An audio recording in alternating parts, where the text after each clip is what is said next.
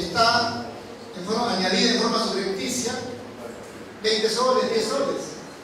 Pero ¿qué resulta? Cuando se hace la formalización de investigación preparatoria, el fiscal dice que se ha entregado, recurriendo al verbo entregar, pero cuando formula la acusación dice que se ofreció.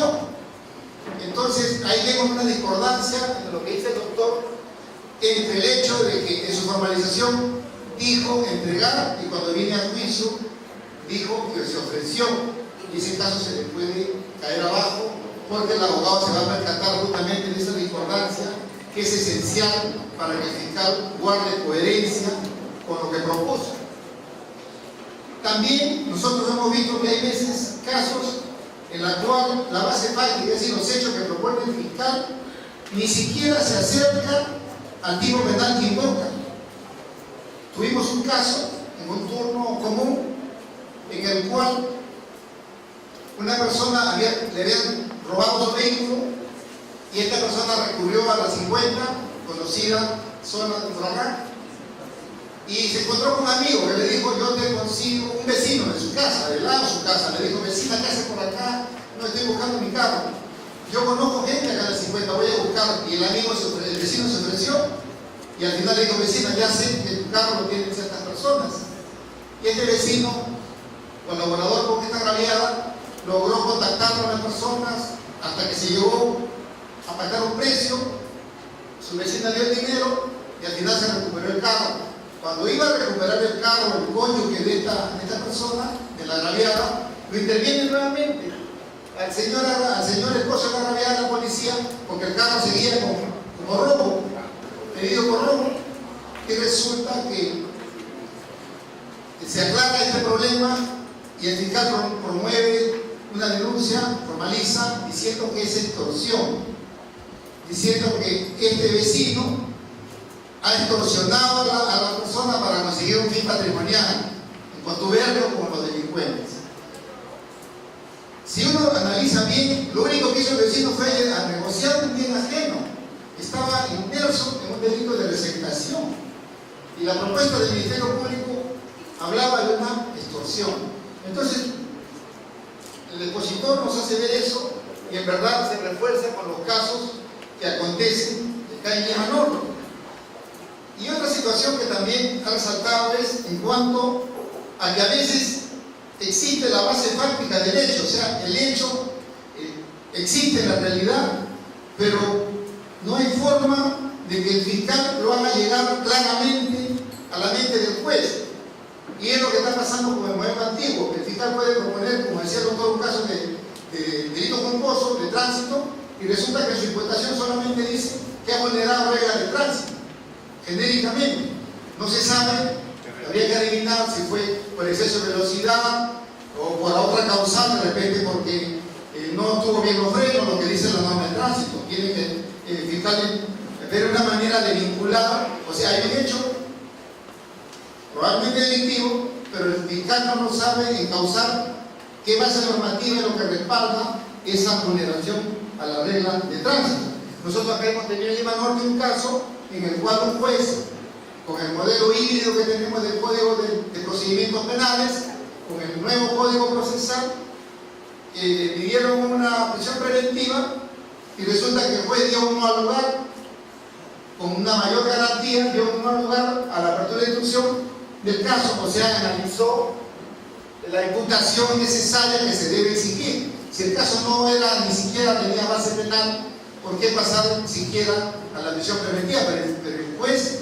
hizo su no lugar después de escuchar los fundamentos de la prisión preventiva, ¿no? Hizo un análisis de imputación, ¿no? O sea, se refuerza la posición que ha traído el depositor.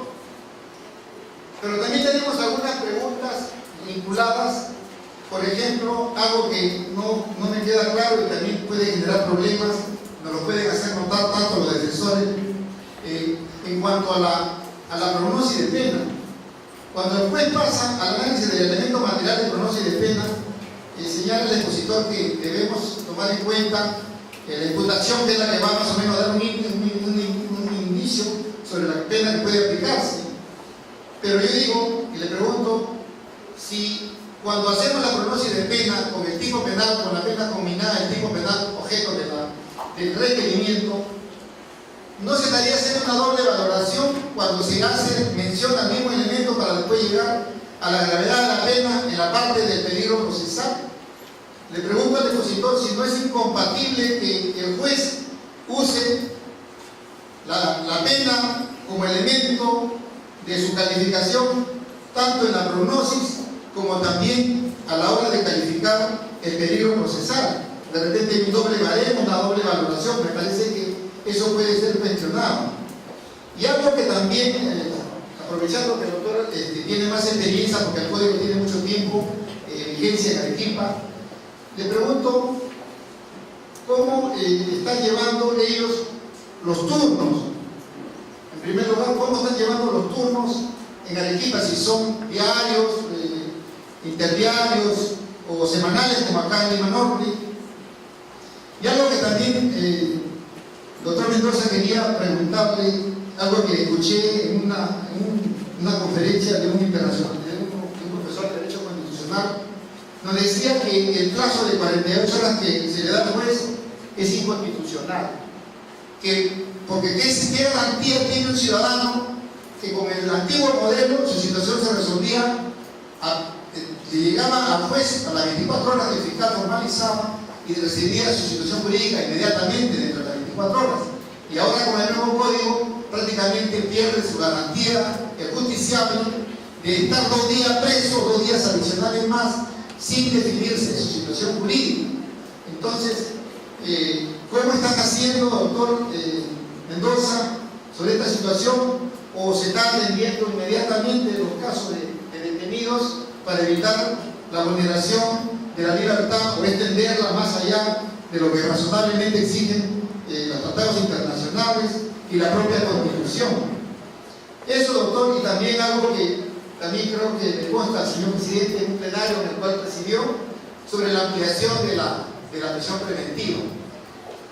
Yo he escuchado, antes de retirarme, y he visto también la diapositiva en la cual el doctor es partidario de que no se puede ampliar la prisión preventiva. Si al juez le da 4 meses, ya cuando le vuelvan a pedir la ampliación, sostiene que no habría ampliación, menos aún una prórroga, y entiende el doctor que debería entrarse al escenario de la prolongación. Yo particularmente, siguiendo la tesis de Arequipa, me imagino que de la otra posición diferente a la del doctor, he hecho resoluciones en las cuales he dado 4 meses, después se prolongaba 2 meses, y al final he llegado a los 9 meses, pero no he prolongado. Entonces, mi inquietud es esa, porque acá hay un pleno que le da la razón, doctor, en el sentido de que se debe prolongar. Pero como usted dice en su diapositiva y también en su exposición, a la introducción, usted dijo que por la ley no habla de ampliación, la ley no habla de una prórroga, la ley solamente habla de una prolongación de detención. Entonces esas inquietudes creo que nos atañen a todos, porque al final lo hacemos con el afán solamente de dilucidar los problemas que se nos presentan a diario. Creo que con esas inquietudes, doctor, hemos querido atenderle con esas inquietudes y también escuchar su respuesta. Muchas gracias.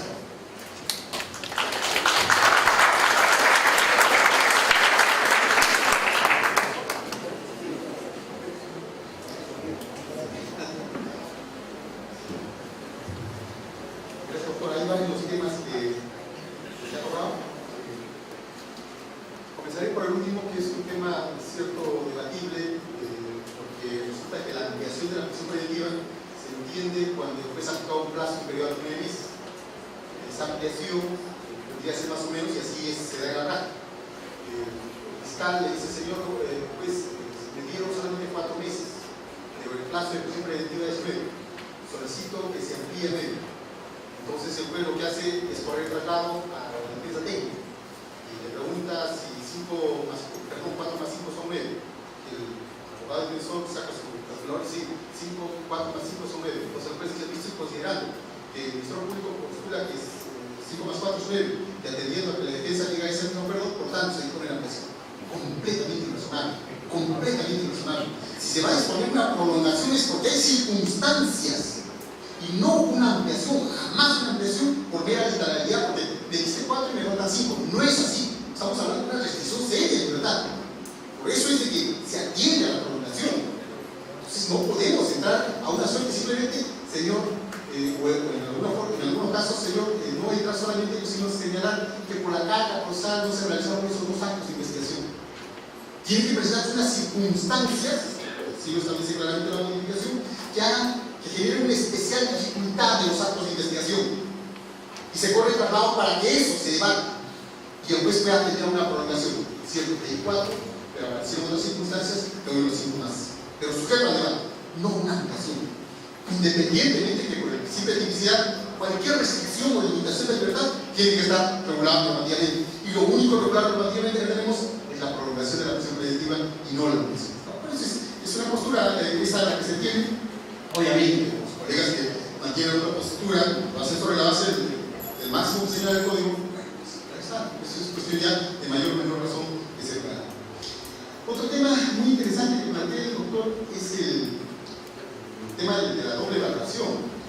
Es que la doble evaluación es cuando se va a considerar por lo menos 2 consecuencias jurídicas diferentes. Y acá tenemos una sola consecuencia jurídica.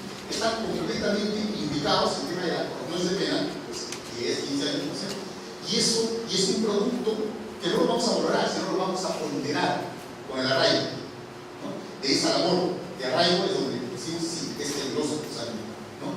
Entonces, no es de pronto hacer una doble valoración para empeorar, sino simplemente para obtener ese cómputo que va a ser objeto de condenación. Otro tema interesante que plantea el doctor y donde ciertamente parece que ha habido un retroceso y que todos los distritos que lo han asumido por algunas razones u otras, es ese plazo de las 48 horas. Porque ciertamente, pues por lo menos hasta buen tiempo, había cierta resistencia en algunos distritos en pues, señalar la audiencia de prisión preventiva de las 48 horas que señala el código, dado que la Constitución establece 24 horas. Pero los fundamentos que se han dado por los constitucionalistas en el sentido que cualquier restricción o limitación de la libertad, si está sujeto a la ley, sería lo correcto. Parece que hay un retroceso, ¿cierto? Porque por lo menos en práctica constitucional pues, se obedecía a las 24 horas. Cierto es que la justificación que se alega en algunos distritos judiciales como en Arequipa es señalar que esas 48 horas en realidad ni siquiera benefician al Ministerio Público, sino que es atendible para que la defensa se provea de información que pueda llevar a debate, puesto que la investigación, esa preliminar que se efectuó, solamente se acudió información para el Ministerio Público y muchas veces la defensa va carente de esa información. Hay unas preguntas muy interesantes. Voy a tratar de resumir y dar respuesta puntual. ¿Cómo se evalúa el control de imputación razonable de un robo agravado consumado en un caso práctico? Lo primero que tenemos que evaluar bien, ustedes imaginemos unos muchachos de 18 y 19 años que son capturados, cogieron por el pelo a una persona, le quitaron el celular. Entonces tenemos ya la declaración de legalidad, tenemos las actas de interpretación, información de los derechos, ya tenemos todo, ¿cierto? Entonces, si ya tenemos casi todo y lo único que falta es alguna información sobre los antecedentes, es obvio que esa etapa de investigación tiene que acortarse lo más razonablemente posible y hacer esa evaluación, incluso con alguna posibilidad de esa información documental que se exige demorar una semana o 2 semanas. Pero no podemos de pronto, sobre esa base de la investigación, fijar un plazo de 9 meses. Por eso la pregunta, alguien que hace la abogado defensor, perdón, puede decir, señor, ¿cuántos actos de investigación tiene usted programado en su formalización de investigación preparatoria? Y en efecto, la formalización de investigación preparatoria dice, reciba así la declaración y la impresión de tal. Entonces, ni siquiera puede decir, señor, me imagino que van a ser muchos actos completos, sino lo que aparece objetivamente en la formalización. Y si esos son los actos de investigación, ¿y qué plazo requiere usted para ese acto de investigación para esa declaración? 9 meses. Entonces, genera siempre algún efecto pues, chocante, ¿no? Se corre el traslado y la defensa va a decir, es completamente irrazonable para toda esa declaración del testigo que se está indicando, otra vez ayer y se acabó la investigación. Más bien, evaluemos el plazo que se va a requerir para la etapa intermedia y para la etapa posterior. La razonabilidad, insisto, es diferente a la racionalidad legal. La razonabilidad es concreta, específica. Si no se comprende, incurrimos en serios errores. ¿Qué pasa cuando el juez no resuelve en base al debate que se realiza en la audiencia y emite una resolución? Acá hay 2 cuestiones. Y este sí es un problema y gracias por la pregunta. En algunos supuestos, cuando los jueces todavía no se han comprometido en la audiencia, y de pronto resulta que ocurrieron los recaudos, y eso hay problemas. No estamos hablando de la información del requerimiento de prisión preventiva, aquella base con los fundamentos, sino estamos hablando de los elementos de comisión. Se ha dado el trabajo de leer el certificado médico legal, se ha dado el trabajo de leer la declaración de la menor, se ha dado el trabajo de pronto de revisar la inspección del personal que se realizó, y listo. Ya tiene una suerte de proyecto. Para mala suerte del juez, en el debate del Ministerio Público se olvida y resulta que da lectura a un proyecto ya desarrollado en despacho. Eso pues hace que la audiencia sea una farsa, ¿no? Una falta de respeto para el Ministerio Público y para la defensa, porque acá están viniendo solamente a presentarse, a hacer una presentación desordenada y el juez ya trae su resolución. Eso quiebra completamente el espíritu de la oralidad, porque se entiende que el juez está sujeto precisamente a aquellas razones que se debaten en la audiencia. Lo que no existe en la audiencia, lo que no se ha debatido en la audiencia, no existe para esta resolución. Debe existir una congruencia cualitativa. Cuantitativa en el sentido que me refiero a los fundamentos factos. Cualitativa en el sentido de aquello que corresponde al debate. Cualquier resolución que excede es nula, porque no se ha generado en un contradictorio. En definitiva, es nula. Entonces, el cuestionamiento que se tendrá que hacer a la petición recursal es decir, señor, esta resolución, los fundamentos de esta resolución, la ratio de esta resolución, no ha sido debatido en audiencia, ¿no? Si esto no ha sido debatido en audiencia, ¿de dónde aparece? Aparece en los recaudos, de la lectura de los recaudos, el juez había tenido en el despacho, y no se ha generado como consecuencia del contradictorio. Obviamente, esa es una nulidad anunciada. Si es un juicio a futuro de todos los presupuestos, ¿dónde se queda la presunción de inocencia? Ese sí es un problema tremendo, ¿no?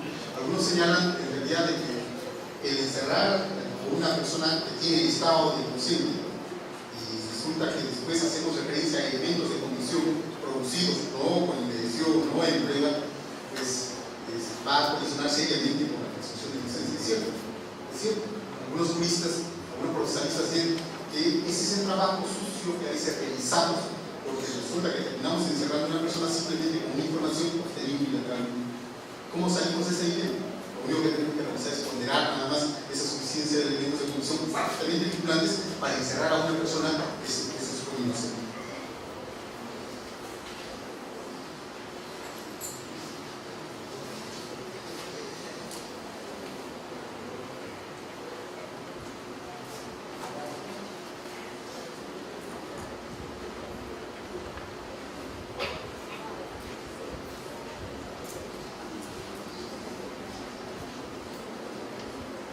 La congruencia o el correlato, como hemos indicado, no tiene que ver solamente con ese correlato lógico que debe existir entre la formalización de investigación preparatoria, entre la acusación y las sentencias, sino también entre el práctico de la formalización de investigación preparatoria y el práctico que se debate en todas las audiencias.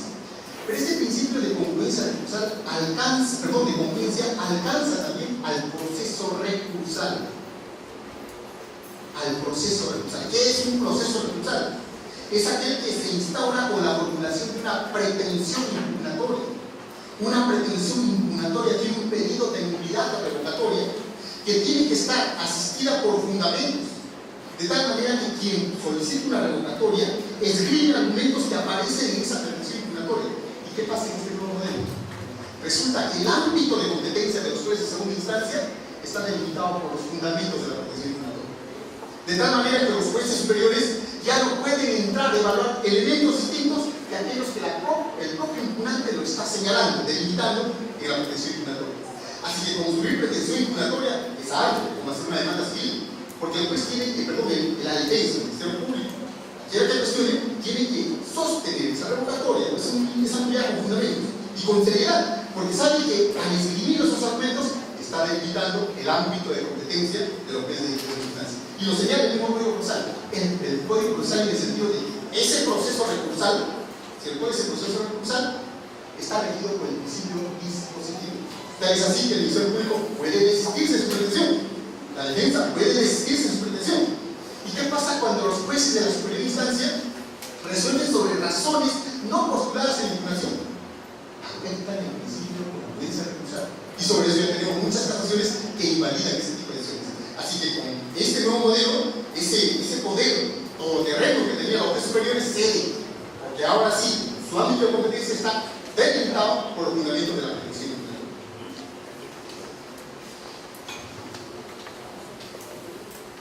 ¿Qué significa para usted la audiencia estelar? Bueno, ¿qué quiero significar con eso? Es algo simplemente de que una de las audiencias más mediáticas que se genere es de las prisiones preventivas. Créanme que si utilizamos este mecanismo, va a ser poco probable que de pronto se cuestione una decisión judicial, porque precisamente a la luz de la prensa se está debatiendo una base fáctica de calificación jurídica, y en función de ello se está debatiendo los propios presos. Porque uno de los grandes problemas que se presenta en ese momento es precisamente la presión mediática. No se olviden que las prisiones preventivas que se plantearon el año pasado, en el caso de Ortega, y una serie de personas vinculadas al espectáculo, dieron lugar a una fuerte crítica a las audiencias de prisión preventiva, porque los jueces, un poco presionados por ello, expedían muchas de las resoluciones que no eran compatibles con las excepcionalidades. Por eso el rigor que se plantea con esta técnica de dirección judicial de audiencia por lo menos nos permite dar fuertes razones para que el juez esté protegido frente a cualquier tipo de represión. Estas dos últimas lo daré una vez que termine su intervención.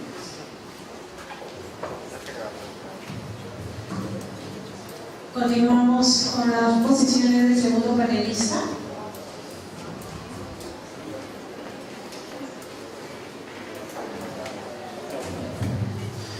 Buenas noches a toda la audiencia, buenas noches, señor presidente, señor expositor. En primer lugar, agradecerle y felicitarle las aclaraciones respecto a la prisión preventiva. Ha sido una exposición muy práctica, muy clara. Sin embargo, hay algunas preguntas. Usted comentó sobre el control de imputación. Este control de imputación se realiza exigiendo una base fáctica. La base fáctica propuesta por el Ministerio Público. Sin embargo, respecto de esa base fáctica, la defensa podría cuestionar de alguna u otra manera el control de imputación. ¿De qué manera lo puede hacer? Del mismo modo, cuando hablamos de peligro procesal, en el tema de la obstaculización, esta se da cuando el procesado ya obstaculiza el acto de investigación o podría obstaculizar el acto de investigación. ¿En qué grado y en qué fase? En igual sentido, quisiera una precisión respecto de hablar del tema de la prolongación de la prisión preventiva. ¿En qué consiste una circunstancia que importe una especial dificultad? Si entendemos que el artículo 274 del Código Procesal Penal no está referido a una morosidad o atribución aplicable al aparato de justicia. Gracias.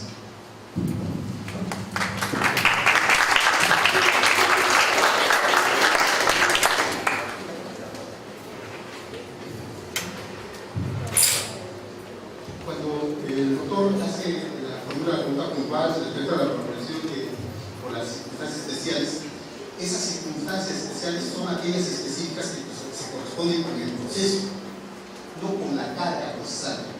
Esos sillares, esas rocas de la carga procesal, no lo podemos cargar en las espaldas del imputado. Esa situación de sobrecarga, esa situación o cualquier otra situación que sea atribuible a las instituciones, no puede ser cargado sobre ese individuo. Por eso es que cada prolongación se corresponde necesariamente, por ejemplo, como consecuencia de la dinámica de la investigación, se determinó que estaban involucradas otras personas y se amplía la formalización de investigación preparatoria respecto a esas personas. Como consecuencia de la investigación de atentado contra el pueblo, se llega más o menos a descubrir que había otra violación que supone otros actos de investigación. Entonces, es la peculiaridad. Pero es especial dificultad no solamente en la etapa de investigación preparatoria, también se puede prestar en la etapa intermedia y el cruzamiento. Cuando hablamos, por ejemplo, de una pluralidad de efectos, pero tienen que estar referidas al caso concreto. Cualquier referencia, por ejemplo, a decir, señor, la prolongación de la prisión preventiva se debe a que los jueces, para fijar una audiencia de control de acusación, se demoran 3 meses. Eso no ocurre, porque es una circunstancia institucional y eso no puede ser cargado a los jueces. y lo saben, señores abogados, que normalmente en el viejo modelo por lo menos hay el cuidado de ponerlo con letras rojas detenido y que se da urgencia a la tramitación de los procesos. Entonces, de esa manera también el Ministerio Público tiene que realizar las labores urgentes en caso de detenido. No hay que olvidar que estamos con detenidos, ¿no? Luego, la otra pregunta también puntual respecto al peligro procesal. Hemos dicho que ese peligro procesal es pro futuro, respecto de actos de investigación que podrían peligrar si el imputado está suelto, puesto que podría matar a un testigo, puesto que podría desaparecer la evidencia. No es un juicio de reproche para atrás, en el sentido de que como pretendió ocultar la pistola que luego incautamos, entonces presumimos que va a obstaculizar la acción de la justicia. No, ese es un juicio de reproche. Tiene que ser específico, más o menos bien, con el tema de que ese imputado puede amenazar al menor, puede amenazar al testigo, puede dar muerte a algunas personas, pues se encuentra en un aparato de poder y probablemente dar disposiciones para desaparecer toda la evidencia. Por eso es concreto, siempre pro futuro. Y en cuanto al control de imputación, indicaba que es una audiencia, al inicio de la audiencia, es lo básico, cuando el Ministerio Público presenta los hechos y da la calificación jurídica y se genera un contradictorio, dando la oportunidad a la defensa para que haga el cuestionamiento de esa imputación o de incorrecta calificación jurídica o la falta de base práctica, como de esos tres supuestos que hemos indicado. El problema es más bien, se le ha señalado, ¿qué hace el juez cuando la defensa es conforme con esa errada calificación jurídica? Entonces le señalé que el juez acá no pierde ese rol de ser control de legalidad, pero no hace ese control de legalidad tan fuerte como los jueces en juzgamiento, quienes sí se pueden apartar de la calificación jurídica. Si no, estos jueces lo que hacen es exigir nada más esa información fáctica faltante propuesta por el Ministerio Público. Bien, algunas preguntas finales que teníamos. Cuando se producen todos los requisitos para la prisión preventiva, que está ya, se entiende fundada, no hay que tener cuidado. Puede concurrir los tres presupuestos materiales y sin embargo puede realizar un control, practicar un test de proporcionalidad y decir, esta persona tiene cáncer terminal, ¿cierto? Es un delito, se verifica todos los presupuestos materiales y esta persona tiene cáncer terminal. Sería completamente irrazonable constitucionalmente estar prisión preventiva para esa persona. Se tendrá que tomar otras medidas, ¿no? Ese sentido de proporcionalidad, por lo menos en el caso de los ancianos, madres antes, sí ha sido plasmable legislativamente. Pero eso no son los únicos casos. Pueden presentarse otros casos, como el que estoy señalando, donde el juez tiene que hacer necesariamente ese test de proporcionalidad. Los jueces de investigación preparatoria, somos un poco reacios a veces a aplicar ese test de proporcionalidad, pero en realidad tiene mucho sentido para efectos de no generar situaciones extremas. ¿A qué se refiere a determinar la gravedad o magnitud de la pena? Estamos cuando el único referente cuantitativo que tenemos para evaluar la gravedad de la pena es su cantidad. Pues dice la gravedad de la pena, no dice la gravedad del hecho. Puesto que si diría gravedad del hecho, tendríamos que evaluar la entidad, cómo se afecta ese bien jurídico. Como dice la gravedad de la pena, nos circunscribimos a esa cuantía pronosticada, ¿no? Entonces, si es 15, si es 30, evidentemente pena graves que eventualmente pueden desarrollar a cualquier persona, por más que esta inicialmente tenga todos los errores.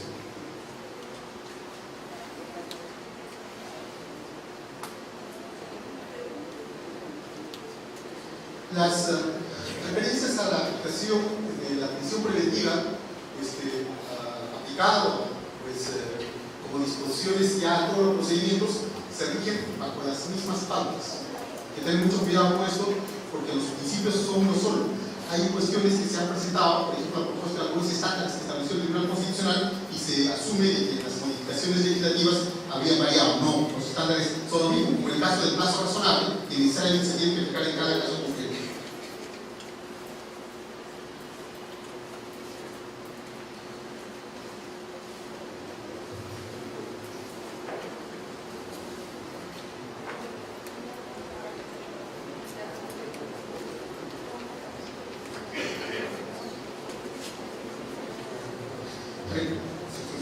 Miren, con eso finalizo. Algo muy importante cuando trabajé con la primera diapositiva, si lo podemos colocar, porque de veras es muy importante. Si se tiene una base fáctica, se realiza una calificación jurídica de esa base fáctica. Y siempre, a toda calificación jurídica le corresponde a toda calificación jurídica siempre le corresponde un marco jurídico, una penalidad. Si hablamos de homicidio, pena no menor de 6 ni mayor de 20. Si hablamos de estafa, pena no menor de 1 ni mayor de 6. Es decir, cada confrontación política siempre nos trae un marco jurídico. Por eso, que al inicio ya se está estableciendo cuál es el marco jurídico, ¿no? Y cuando entramos en